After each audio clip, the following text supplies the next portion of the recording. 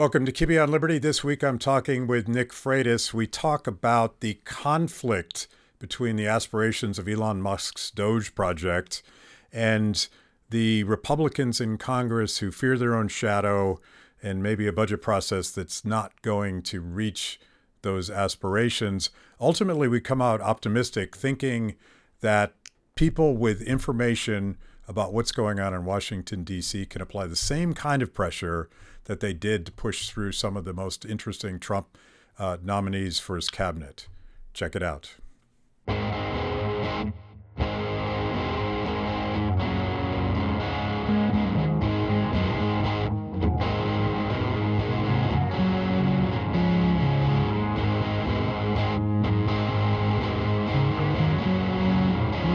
Welcome to Kibbe on Liberty.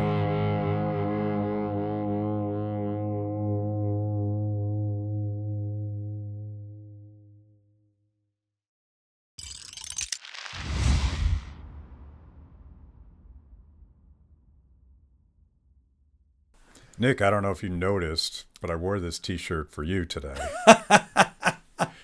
We've had many heated arguments about the ideological inferiority of dogs versus cats who are perfect libertarians. I think they're authoritarians, actually. Don't get me wrong. I used to think maybe Matt is onto something, and then I got a few cats. I'm like, oh no, these are complete authoritarian creatures. They would totally kill me and take my property the moment I'm not looking. Well, you do work for them, but they're sort of like Randian characters in that. Yeah. They're objectivists more than libertarians. That's true. So you're here on Capitol Hill, perhaps recovering from the Virginia legislative session. Yeah, I don't know that this would be the place I'd want to recover from that. Well, we're at least talking a good game here on DOGE, and I want to get into that. But the context for this conversation is that yesterday, Thomas Massie announced that he would oppose the latest continuing resolution, and I just did a ranty episode on this subject because the context is Massie is saying this is the same thing you've been telling me every 6 months for the last 12 years. Yeah. And we just kick the can down the road, and every year spending goes up, and every year the deficit goes up, and every year the debt goes up. And supposedly Republicans first won the House, and then they won the Senate and the presidency, and supposedly they're the ones that claim that they're actually going to cut spending, cut the deficit.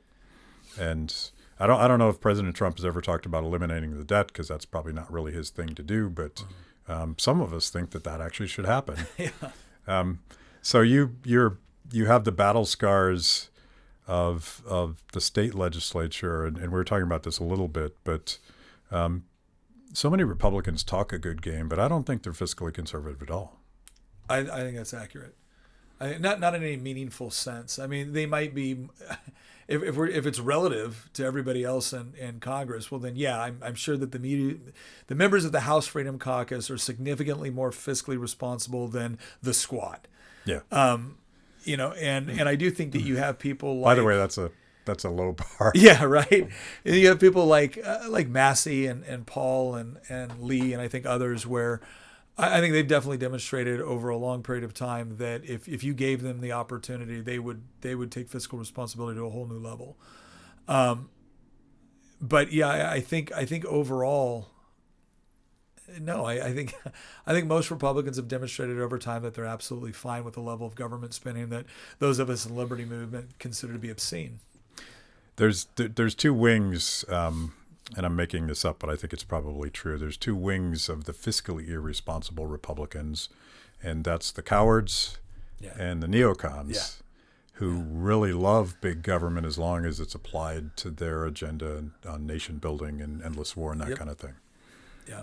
No, I think that's accurate. I mean, the thing, here's the one area where I've allowed myself to have some hope. And that really comes from DOGE and from the fact that I do believe that more than any other administration in my lifetime, we do have a president that is gunning for the bureaucracy. And I'm a big believer that if you actually want to stop some of this stuff, it's not just about cutting wasteful spending. It's about eliminating federal agencies and departments. And I don't think there's been anyone in my lifetime that has been as, at least appears as determined to do it as he is. And quite frankly, got raked over the coals. I'm a big believer that the Trump we're getting right now is far better than the Trump we would have got with 2 consecutive terms. Oh, for sure. Yeah. I mean, no question. Trump 2.0 is a very different animal. Yeah, I think so. Well, he went in the first year. And I thought, here's what I think he thought. I'm going to go into D.C. and we're going to drain the swamp, but I've got to pick people that know how the swamp works. So I'm going to put them into cabinet positions. I'm going to trust them for leadership in the House and the Senate.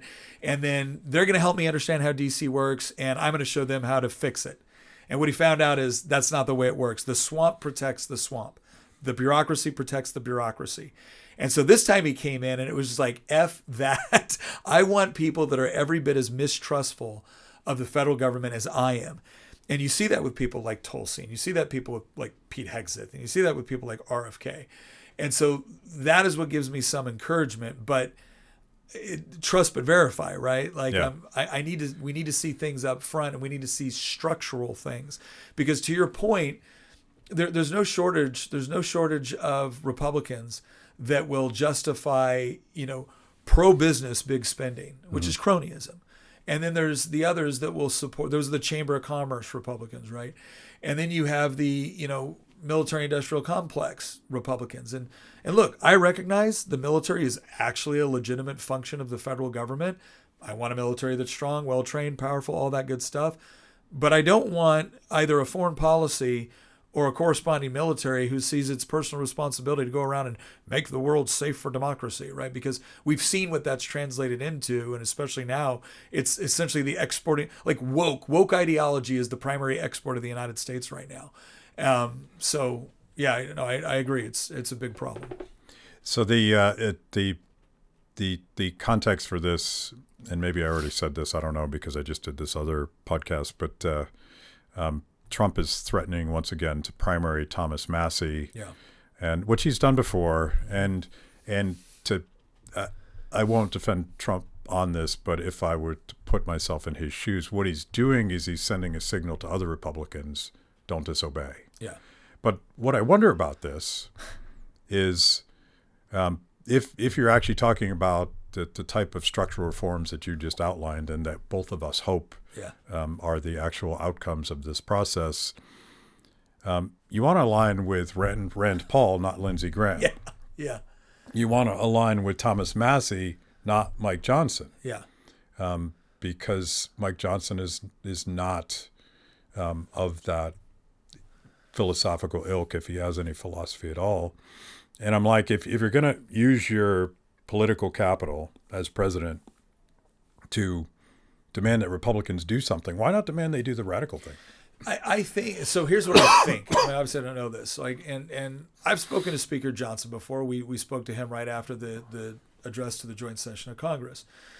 And here's what I think it is. I think Trump is looking for what he would consider to be team players. I think one of the things about the Trump administration that has been different from a lot of other administrations is it's been this idea of going out, showing all your cards, and operating. And so everyone can see what your cards are and then decide where they line up. I think Trump goes into a negotiation holding some back and showing some. And what he wants is people that are going to fall in line and back his play so that he can have like the big reveal, or he can turn it when he needs to or whatnot. But I think he judges loyalty and trust and his ability to make the negotiation above everything else. And I think he sees like a Lindsey Graham as someone that, oh, that's easy. I get him in a back room and I say, this is the play and you're going to back it. And he backs it. Whereas with a Massie or a Rand Paul, they've been fighting a particular battle for a very, very long time. They've heard it all said before, and they're going to stick to what they believe. They're going to stick by their word. And so if they buy into what you're saying, okay, they will be good, loyal. In fact, you'll be able to trust them when you can't trust anybody else. But this is what I always tell people. I want a fighter. I want a fighter. Do you? Because what happens when they don't agree with you? You're going to get a fighter. Right. And in reality, what most people want is people to just go along with whatever their play is.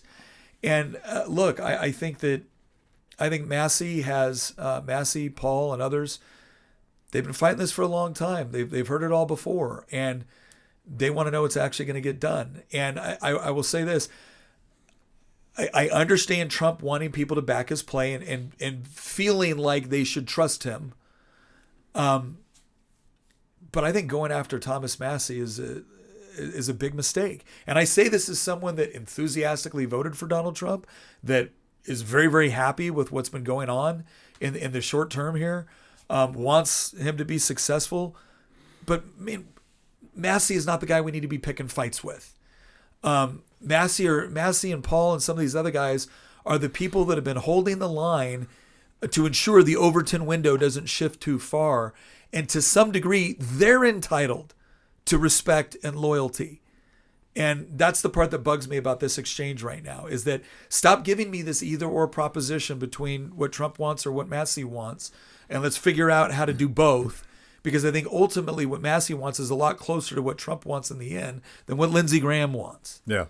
There's all these lines, tenuous lines that hold Trump 2.0 together. And so you have the Liberty wing, including some actual big L libertarians that came out for Trump. You have there's multiple wings, like the I'll call it the DOGE wing, because Elon's not just a tech bro. Elon is his own universe of, and I take his commitment not just to DOGE but reining in the debt. I take that very seriously. Yeah, he's paying a price for doing what he's doing. And then you have the tech bros and the crypto bros, and that's an interesting libertarianish wing too.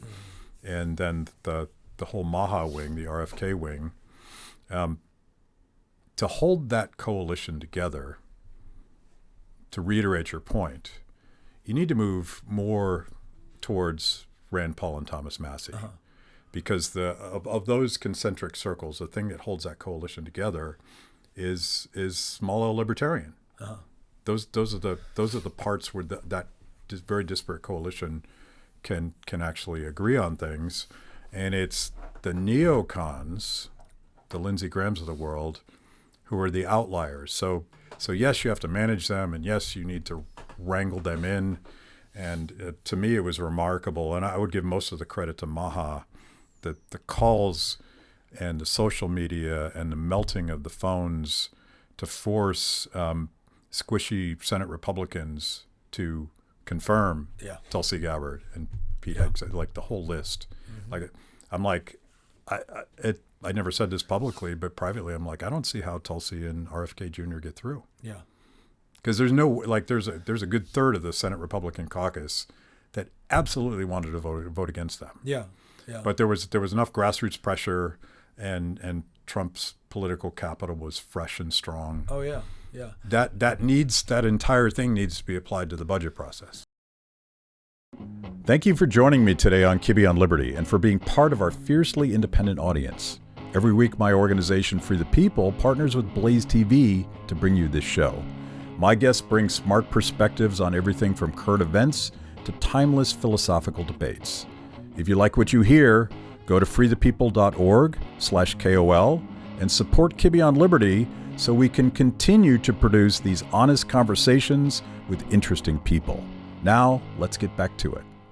Yeah, Trump has a political capital unlike anything I've ever seen in American history, right? It's pretty... the thing I think needs to be understood, though, is that, again, as someone who is incredibly supportive of Trump, and especially Trump 2.0, right? I was on Twitter today defending Massey. And let me clarify something. I have heard some decent arguments for why they want to run the play they want to run right now, with approving the CR and then going around in September starting first. Yeah, without naming names, sort of steelman that argument. So, okay, the steelman argument that I've heard is right now they're dealing with continuing resolution for fiscal year 25. And the idea is that Biden, obviously that was not one that we controlled that entire process. There was a bunch of money put in there that a lot of us don't like.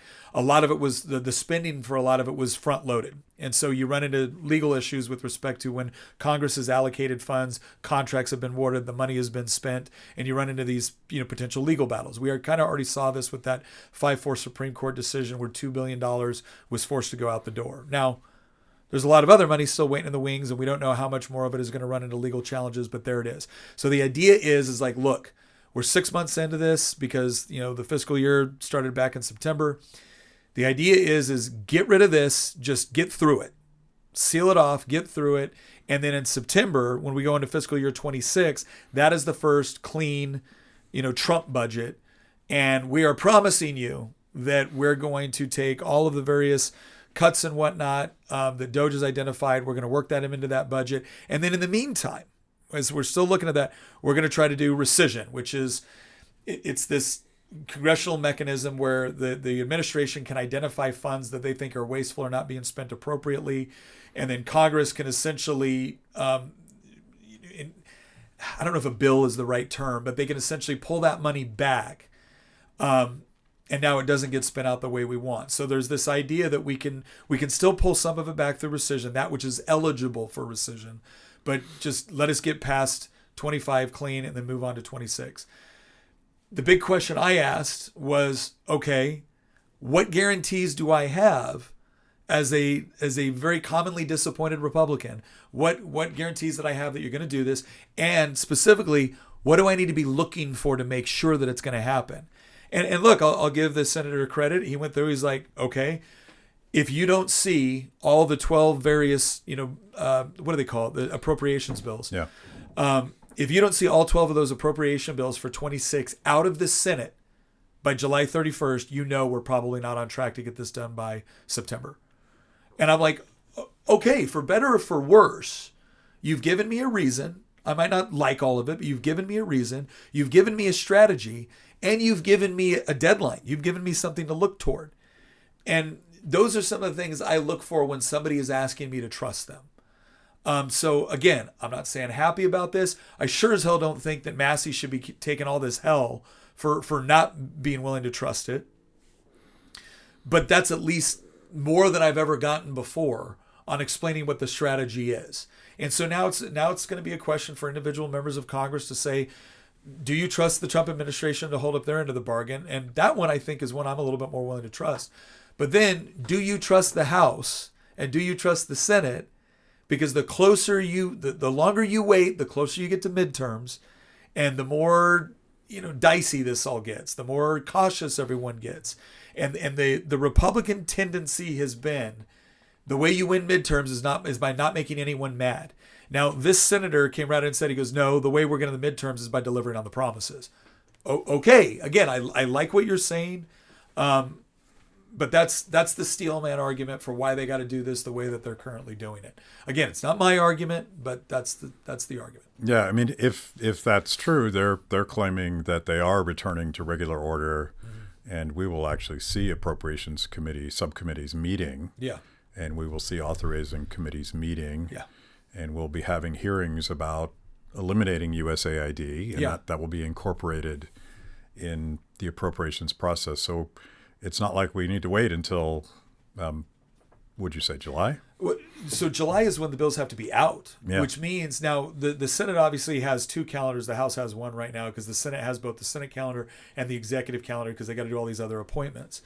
So really what I think we need to be watching is how quickly is the House working on their budget. Because the House can get their budget out quicker, and they have to, right? Budget bills ultimately have to originate in the House. So they get that out. Now the Senate gets to look at what the House has done, and they need to be working in conjunction, because the other thing you have to look for is how different are the two budgets. Mm-hmm. Now, if there was ever a president that I thought could get House leadership and Senate leadership together and say, work this crap out, and I mean lickety split, it's this one. I do believe that he has enough kind of public goodwill, at least within the Republican Party, to be able to push that. And when he does say, I'm going to primary your ass if you don't do it, that carries some weight. It's also why I don't think it should be directed at Massey. Mm-hmm. So that's where we're at, because at the end of the day, I still think the CR is going to pass. And then the real question will be, okay, what sort of work are they actually doing? I want to see rescission. I want to see budget bills. I want to see stuff passing out of committee. I want to see debates. I want to see the incorporation not only of getting rid of wasteful spending, but what sort of structural changes are you making within the process to ensure more wasteful spending doesn't happen in the future? Because the goal should not be for every year DOGE has a new, hundreds of billions of dollars in wasteful spending. It should be, so glad we caught this. How do we not do it anymore? Right. And a big part of that too, and this is the part where it's going to get tricky, right? What agencies or departments are you, no kidding, getting rid of? Because the more agencies and departments you have, the more opportunity you will have for fraud, waste, and abuse. Mm-hmm. So now, when I look at Article 1, Section 8 of the Constitution, using just that as my guide, I could carve quite a bit of fat off of the federal government. I realize we're not going to get there overnight. That's fine. I'm not asking for everything at once. But I want to see substantive cuts, not just from the budget, but from the actual executive branch. And again, if those bills aren't being carried, well, then I think we're gonna have our answer far before September ever gets here on whether or not they're serious. And by the way, politically, I think this is do or die for Republicans, and like they'll in a very opposite way than they'll tell you, because they'll tip Republican. You were telling me a story earlier, and you can recount this, but your colleagues in the state legislature are constantly telling you that they have to run for re-election, so they can't do the thing they said they were going to do when they won re-election. Uh-huh. But the opposite is true here. Like this coalition, I don't think Elon does things that fail. That's not why he's in this. Mm-hmm. And the conflict, and Massey said this publicly, the conflict between Elon's aspirations and get along budgets. These two things don't fit together. Yeah. You're going to have to choose one. Yep. So they have kind of a do or die situation where if they don't deliver on this stuff, that political coalition unravels. Because does Elon hang around if they're just fully funding USAID next year too? Well, and here's the other argument. This is what we've always heard. And again, to some degree, there's an element of truth to this, right? You get told, well, we can't get what you want done because we don't have the Senate. We can't get what you want done because you don't have the House. We can't get what you want done because we don't have the presidency. Why are you going to carry controversial bills that could impact the election if they have no chance of passing anyways? Let's for a moment concede all those points. What's your excuse now? You got the House, you got the Senate, you got the presidency, and you've got arguably the most friendly Supreme Court you've had in generations. So now if you don't do it, now if you tell me I have to wait for the midterms, I think the American people are at a point right now where it's like, screw you, man. Yeah. I'm just done. Screw you. If you're not willing to do it, we'll get somebody that will. And here's the other thing, two things I'd like to say on this. Whenever I have somebody come to me and say, Nick, you've been in office for 10 years. I'm interested in running. Before we get to anything about policy or fundraising or what do you got to do to run a campaign, my question is, what are you willing to lose your seat over? And they're like, what do you mean? I'm like, what vote do you know is the right course of action? What vote could you cast that will get the thing that you want, the policy that you want, but it costs you your seat? You're done. I said, and before you answer, I want you to think about it. I want you to think about it after you've knocked 5,000 doors yourself and you've had to spend days upon days raising money when you didn't want to, and you've gone through all these hard fights, and you're finally there, and you finally got the position, and everyone around you is telling you, well, you can't get anything good done if you can't get reelected, but now you have the opportunity, you're going to vote, what do you do? And half the time they'll sit there stunned, and I'll be like, you're not ready. Because if you don't know what you're willing to lose your seat over, the answer is nothing. You will lose your seat over nothing. You will always find a reason why you had to compromise, why you couldn't do it this time, but you'll do it next time. We're at a point right now where I think people are fed up with that. This is your moment. You can prove it. But here's the other good part about this. I honestly believe we're at a point where even when it seems controversial, even when the media is trashing it, I cannot believe the number of people that I have seen that were not big Trump fans that have said, you know what? At least this guy does what he said he was going to do. I think we're in that era right now. I think all the conventional political wisdom about just keep your base and don't piss off, don't galvanize your opponents. I think they're already galvanized. So this is a question about how many people see you as the sort of person that did what you said you were going to do. And if you're that person, you get the benefit of the doubt with the great undecided in every election. But if you don't, you're gone. You're just another empty suit. So I think the political dynamic has changed somewhat. And I think you just don't get the same excuses when you're holding all the cards, and they're holding the cards right now. Watching Thomas Massie get the stuffing kicked out of him by all of the Trump loyalists who, like, when Trump says attack that guy, they just attack that guy. Yeah. I realized that one of the reasons I have so few friends in Washington, D.C. is I started off my career as a budget economist and a fiscal hawk. Yeah. And you took that job seriously. I thought we meant it. Yeah. Like they said they wanted to balance the budget. And like, okay, here's how you do it. Yeah. And like start going all the way back to the 1990 budget deal, so I was the budget director at the U.S. Chamber of Commerce. I wrote an op-ed saying, abandoning your no new taxes pledge and increasing spending will mean that you're going to lose your re-election, George H.W. Bush. Yeah. John Sununu, then chief of staff to the president, called the president of the chamber and said, I'm going to cut your balls off with a chainsaw. and that was my first month on the job. Yeah. And I didn't get fired that time, but like it just sucks being a fiscal hawk because everybody's got their Achilles heel when it comes to spending. Oh yeah. Everybody's got something that they want to spend money on, and you're just the turd in the punch bowl. So there's this very, very cynical remark in politics, and it's nobody ever lost their seat by spending too much money. Mm-hmm. And my co-host Christian Hines, he said, he goes, that's true, they never lose their seat, but they do eventually lose their head. And we were talking about all the various times where a country has either fallen under like really, really bad monetary policy and hyperinflation. And you're right, they didn't lose their seat, but they did get shot, right? Like there's a certain point where you run into sovereign debt crisis or you have a collapse. And the bottom line is it seems so ridiculous to Americans because we've been able to coast so long, and the fact that we're the world's reserve currency gives us an advantage. But there is a point of no return. And one of the things that is I've actually found encouraging is, the media and the left have thrown out all of their best arguments. Like it was, you're these poor people that, are losing their jobs. And it's like, none of you gave a damn when I lost my job due to COVID lockdowns. Piss off. Yeah. Right. And then it was, oh my gosh, it's all this money that's going to helping people. It's like, oh, really? Because we're looking at it a little bit closer. And just because you say it's for healthcare and just because you say it's for education doesn't mean it actually is. And so you just see this, going back and forth on them throwing the absolute best they possibly can on trying to make these cuts sympathetic. And then the final one was, oh, look at the price of things. Like, oh, the price of eggs is high.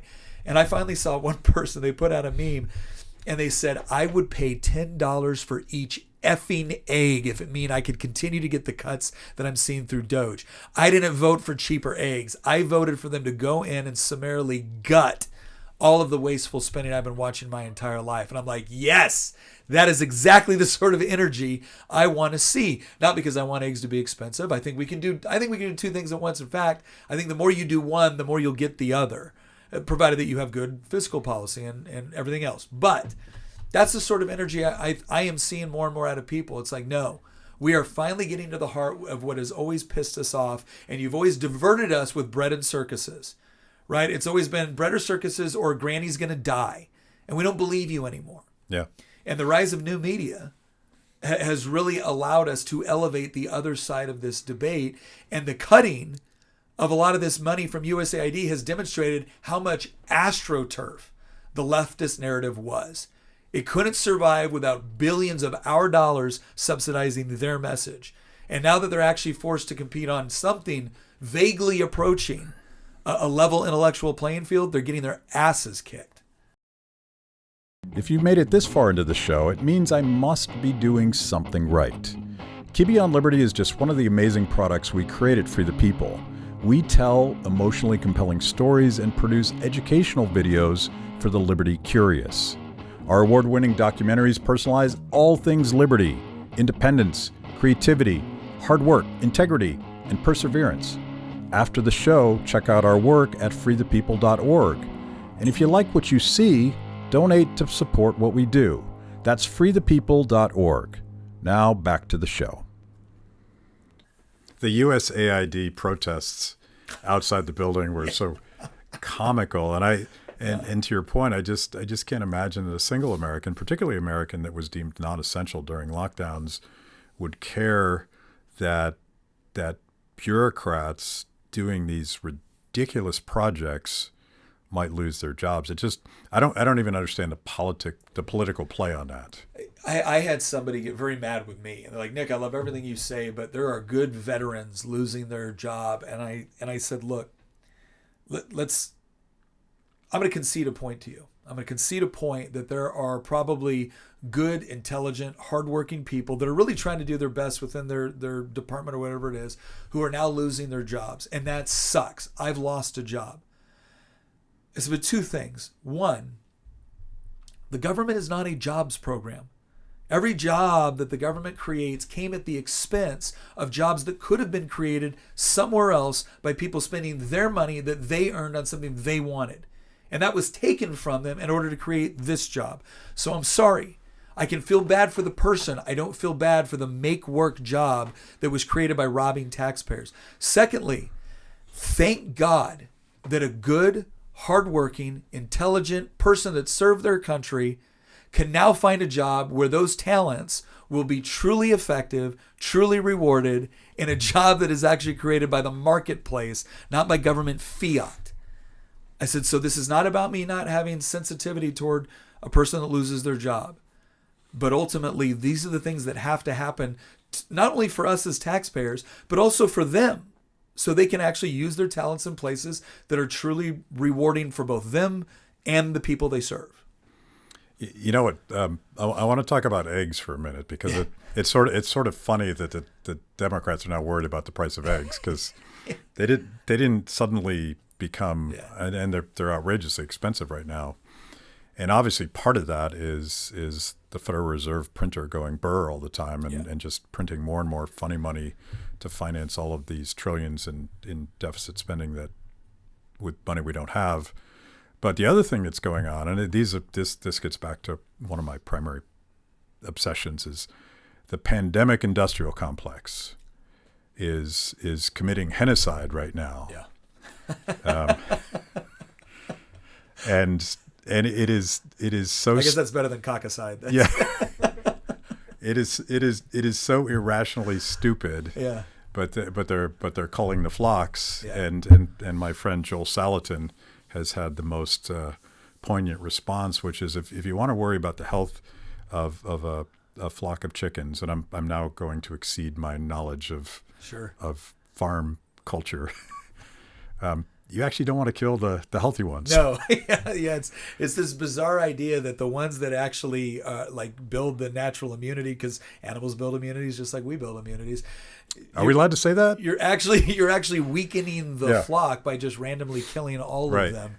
By the way, I love Joel Salatin, absolutely great guy. But it's planned chaos. So there is a irrational government policy that is driving up the price of eggs. It's not just inflation. Yeah, no, absolutely. Well, and we see this all the time. Like I had an incident in my district where a guy calls me up and he goes, Nick, he goes, I had a cow die. I'm trying to incinerate the cow so I can use my neighbor's poultry incinerator. And it's been working fine. It's been doing the job. But it's a poultry incinerator. And this is what I've been doing. And they just came, Department of Environmental Quality, and said, you're not allowed to do that. Okay, well, what can I do? Oh, well, you can compost it, essentially. You can throw it out here and you can bury it with stuff. He goes, okay, but the whole point of incinerating it is you don't want diseases and things like that, and then like a coyote to come and take it and then run it off, and the disease spreads, and that's what happens if I try to do this method. I'm like, well, I'm just following EPA guidance. Right. This is what you have to do. And we're sitting here going, let me see if I understand this correctly. The very reason the EPA put in the regulations with respect to incinerators was because they realized it was a better option in order to prevent disease spread. But because they don't have the right incinerator, even though this one is working, you want them to go back to a process that doesn't do a better job of preventing disease spread. Well, those are the rules. Oh my, only in government. Yeah. Only in government do you get this sort of idiocy, expanded out with people going, I'm just doing my job. Right? And this is the sort of thing that I think people are just finally totally fed up with. And really it's in part because the bureaucracy has grown to such a degree to where they can involve themselves. They have time to involve themselves in all these little minute decisions that they were never intended to. And you wonder why price of things go up. Well, it's when I got 3 bureaucrats breathing down my neck over something stupid. That's a lot of money. Hopefully the Maha wing of the Trump appointees get that granular with this stuff, because if you want healthier food, if you want a diversified production that's not just centralized corporate farming, it's stupid regulations like that that prevent the little guy from producing food. And this is another reason why I love Joel is we were talking about this, and Joel Salatin is obviously like the godfather of like regenerative farming. And if you've never been to Polyface Farms or gone on his lunatic farm tour, it's a blast. Like it is such a good is that your district? No, it's just outside of my district. It's over in Augusta County. You should read. Oh my gosh, I love going up there. Joel does the best tours. Joel, Daniel, his whole team are just like the greatest salt of the earth people you can imagine. But even Joel was saying, look, he goes, don't confuse me. I don't want the federal government to now come in and punish everybody else with a bunch of rules and regulations like, now it's your turn. He goes, I want people to be free to be able to make more decisions, but I also want people to understand the consequences of those decisions. I want there to be greater transparency, because there is a hidden cost to raising, growing, packaging, preserving your food a certain way. It's just absorbed by your healthcare costs as opposed to your food costs. Yeah. And so it'll be interesting to see how all of this kind of pans out as a result of it. Because again, I'm not a big regulation guy. I actually think you should be free to eat all the Twinkies you want. I think you should have to pay for your own healthcare costs if you choose to make those decisions. But it'll be interesting to see, kind of what happens on the Maha side of this. I've seen a promising trend on the Maha side, in Nicole Shanahan, who was RFK Jr.'s running mate. Yeah. She's more openly talking about libertarian solutions to these problems, because you could raise more regulations. Yeah. You could start banning certain foods. You could ban Twinkies, which is precisely the wrong way to do it. Or you could look at the way we subsidize the production of sugar. Yep. And how that raises the price of sugar to the point where the corn subsidies allow for high fructose corn syrup to be a markedly viable thing. If you just eliminate those things, the Twinkie problem kind of solves itself. Yeah. Your Twinkie, strangely enough, your Twinkie actually gets healthier. Yeah. Although I will say there's something bizarrely appealing to me about the outline Twinkies, just because I have a feeling that a black market Twinkie would taste even better. Yeah. But no, I think that's true. When you look at street Twinkies. Yeah, like it. Hey, man. Can I get a dime bag of Twinkie? I've never had a Twinkie in my life, but I would eat one of those. Well, yeah, I remember, talking once about the whole idea of, the concentrated benefit and dispersed costs, and how that influences so much of our regulation, that people think the regulations are being made because, it's going to keep us safe, when in reality, well, no, this is regulatory capture, right? Yeah. The bigger industry with more political connections, they can afford to spend $10 million on lobbying in order to keep the price of sugar, slightly higher. And, for you, maybe in your grocery budget over the course of the year, it's only an extra $100 that you don't even see or associate with the regulation or the subsidy or whatever else it is. But for them, it represents 70% of their revenue or whatever. It's their business model. Yeah, it's their business model. And so, what happens when you just simply say, hey, we've decided it's not the role of the federal government to subsidize your industry. We've decided it's not the role of the federal government to engage in protectionism. You should, sink or swim based off of your ability to serve your customers. What a novel idea. Can't try that. That's crazy. Crazy talk. Crazy talk. Yeah. Yeah. So tell me, you're in Washington D.C. You're spending a rare day in the belly of the beast, because you're optimistic or at least hopeful about the potential of DOGE. Tell me about that project that you're working on. So we have like our normal program. We do like making the argument and the why minutes and things like that. And then when DOGE started being discussed as a serious concept, we figured, you know what, this is something we really want to watch. And it's something that we also want to encourage. Again, we call it the stick and the carrot, right? I want to encourage people to be brave, and if they can, I'd love to whip their ass for being cowards, right? But I want both of those to be there.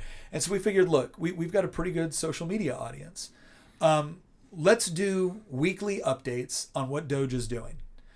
And 15 minutes, and we'll give you kind of like the highlights of what DOGE is doing. And then obviously, because we have connections up in DC and with the administration, and because I know a little bit about what it's like to be a legislator, maybe not at the federal level, but the processes, we could give some insight on why some of this stuff is important in ways that the mainstream media is not going to cover.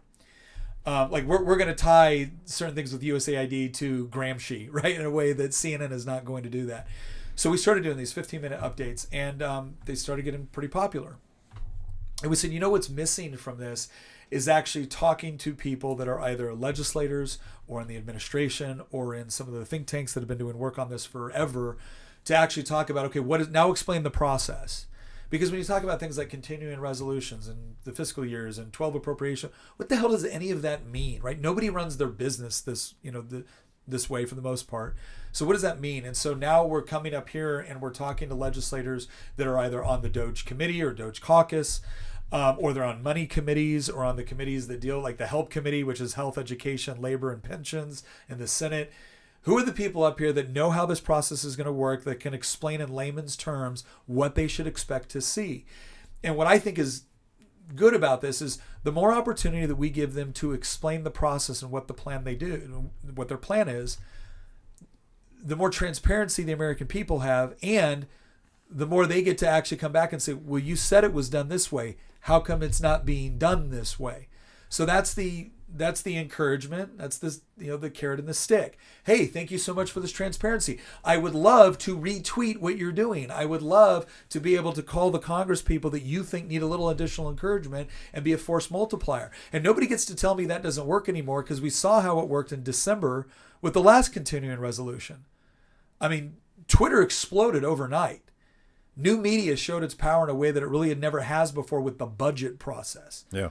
So I want to give as much people, as much access to the people making these decisions, as much knowledge on how the processes take place, so that they can be helpful and encouraging in the right direction, and remind people as we get closer to midterms, no, I don't care what your consultant is telling you. We hired you to do this, so I want to see it done. And so that's the mechanism that we're doing. We're providing them weekly updates, and now we're jumping into providing these bonus episodes, which will probably start dropping on Saturdays, where we're talking with the players, the people that are making this happen, whether it be on the executive side, kind of the think tank side, or the DOGE side, as well as the congressional side. Are you going to interview big balls? If we can get an interview, that with would be big a balls, huge interview. If we can get an interview with big balls, I think as soon as we can get Doge Watch up to, like right now, we're probably hovering around, the last few episodes are jumping up to about 250,000 views within the first 48 hours. It's not bad. I think once we get closer to 1 million, maybe. I tell you the other thing too that we're doubling down. That's his threshold. Yeah. Yeah. The other thing that we're doubling down to on a social media side. Us in particular, we've always put a lot of effort into Instagram and YouTube. And there's a variety of reasons for that. One of them is we like easily shareable content. We like to talk about things outside of the political realm as well. We like to talk about cultural things. We like to talk about family. We also like to be able to convert from short form to long form. And YouTube makes that very easy. We're putting a lot more effort into X than we ever have before. We always saw X, and really we saw Twitter is kind of like this liberal cesspool where they could shut you down anytime they wanted. And when Elon took it over, all of a sudden it was like, okay, we're interested.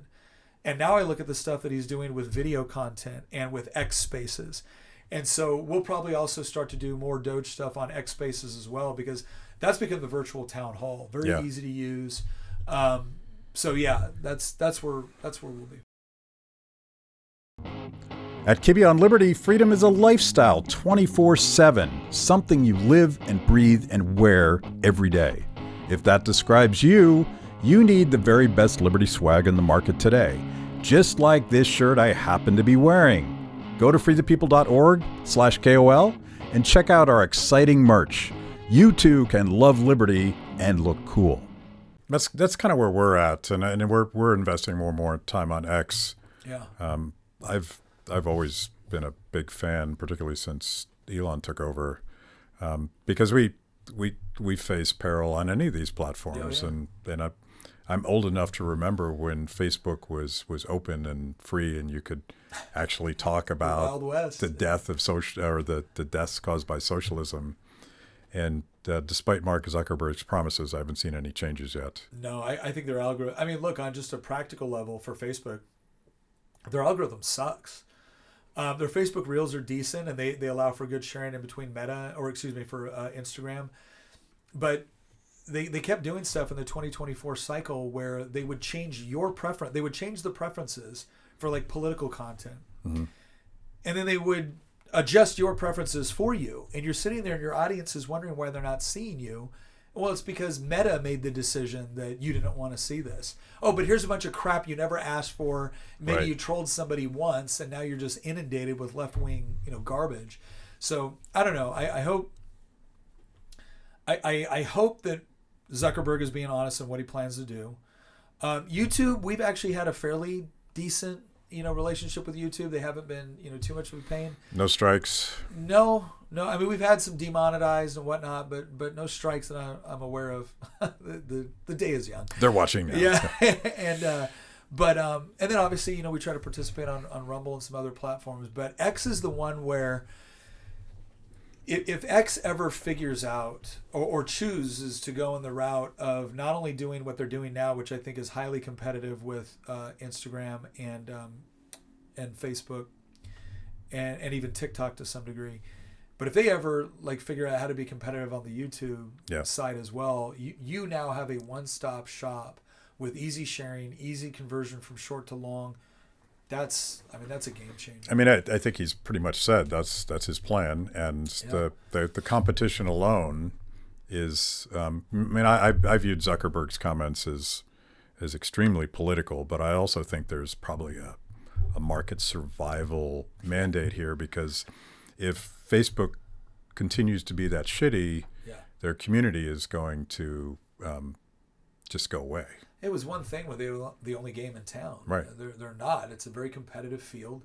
And again, it's the thing I love about market efficiency is whether YouTube or Facebook wants to do this or not, at some point they're going to have to, because the market's going to require it. And that's the way it's supposed to be.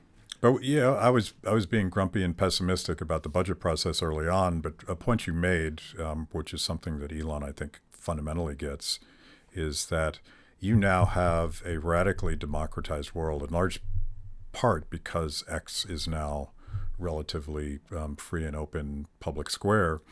And people can engage on complex things like what are those programs at USAID? Yeah. They can learn about these things, and they can then have their voices heard. In the same dynamic where Maha Plus was melting the Senate phone lines and social media, DOGE should be next. Oh, yeah. DOGE is the frontier, and that has implications for everything else, because I think the success of the Trump coalition in the midterms is going to be about credibly holding together the Maha DOGE libertarian aspects of Trump 2.0. No, I think that's right. And I again, the exciting point is that we're getting more access to Congress and the administration than we've ever gotten before in the past. Because it used to be, were you in the Washington press corps? Okay, great. Then you get a meeting, or you get a call, or you get a statement. And this administration I was there when Caroline Leavitt was explaining the new process and saying, look, you don't just get a press pass anymore because the Washington, Correspondents Association says so. If you're someone that has an audience and is talking about these things and want to be in on this, well, then we want to give you information. It's great. Now, by the same token, one of the things that needs to be understood that I don't think is quite yet appreciated conservative libertarian influencers, that is not the same world as left-wing influencers. Collectivists look at information and influence very, very different than the way we look at it. They look at it for orders. Mm-hmm. Our side does not. I mean, if you think we resent orders. Yes, if you think for 1 second, like, look, I'm very, very grateful that we have an audience across social media platforms of about 3.4 million. But if I went out there today and said, I, as your social media influencer, have now told you to think this way, dude, go after Thomas Massey. I'm done, right? That's not happening.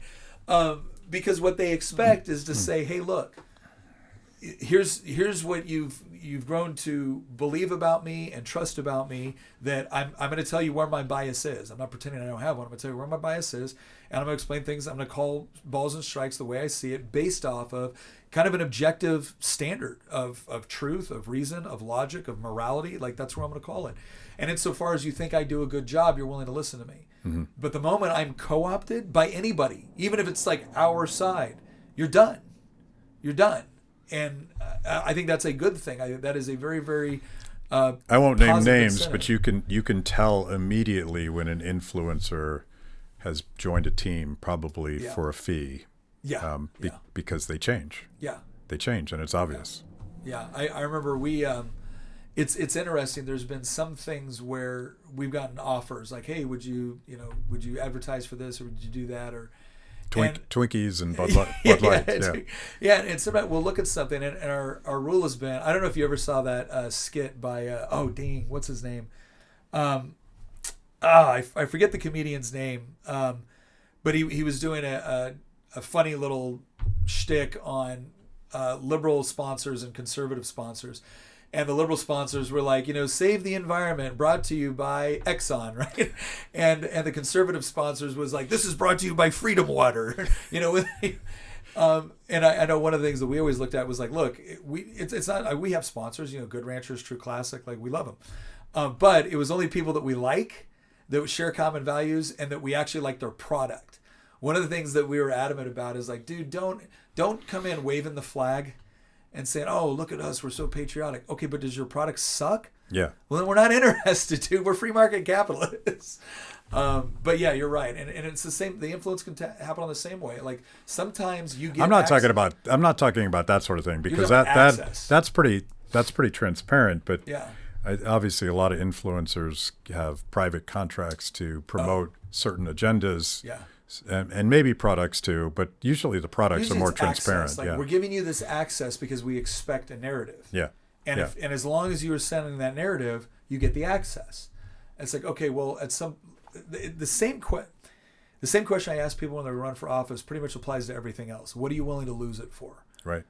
If you're not willing to lose the access, like, I remember, again, I think it was super cool that we've now been invited to the White House to be able to talk to members of the administration. Great. Okay, but Donald Trump just said we need. But did you get an Epstein binder? Oh my gosh! But then Donald Trump says, we should primary Thomas Massey. Mm-hmm. I'm on Twitter going, you know what? I remember when Thomas Massey was the only guy in the House of Representatives demanding that everyone come in and vote on these massive spending bills. We have very, very few members of Congress that are willing to lose their seat for what they believe. It'd really be a shame to lose one, right? Why? Because that is the right thing to do. Mm-hmm. Because Thomas Massey has earned the loyalty, not because of access he has granted. He's earned the loyalty. And if you did the opposite, it would destroy your brand. Yeah, it should. Yeah. It should. Right, it might help it with some, but at some point too, you have to ask the question.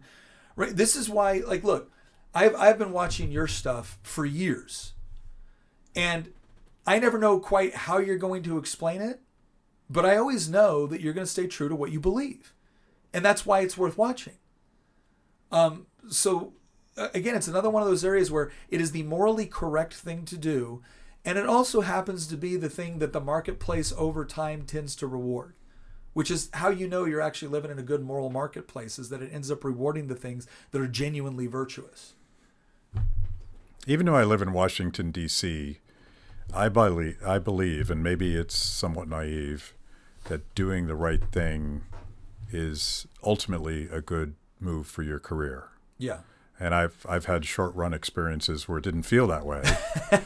Yeah. But it does work itself out, and it gets you develop, for whatever it's worth, your character is your brand. Yeah.